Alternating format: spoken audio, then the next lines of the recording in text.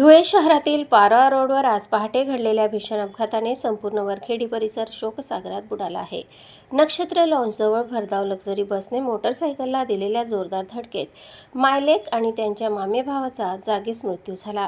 या हृदयद्रावक घटनेत 83 वर्षीय वृद्ध महिलेसह 2 कर्ते पुरुष काळाच्या पडद्याआड गेले।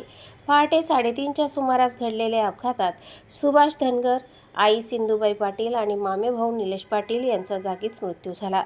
तिघेही वरखेडी येथील रहिवासी असल्याने गावात शोककळा पसरली आहे। एका क्षणात 3 जीव हिरावून नेणाऱ्या या दुर्घटनेने नातेवाईक आणि ग्रामस्थांवर दुःखाचा डोंगर कोसळला आहे।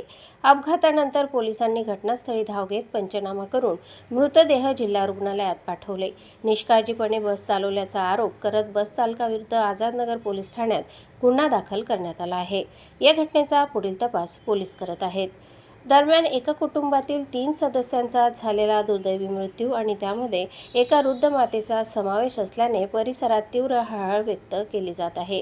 वरखेडी गावात शोकमय वातावरण असून मृतांच्या कुटुंबियांवर सांत्वनाचा वर्षाव होत आहे। ही दुर्घटना पुन्हा एकदा बेदरकार वाहन चालकांविषयी गंभीर प्रश्न उपस्थित करत आहे। प्रतिनिधी गोकुळ देवरे आणि वृत्तनिवेदिका सीमा पाटीलसह स्वराज्य न्यूज, धुळे।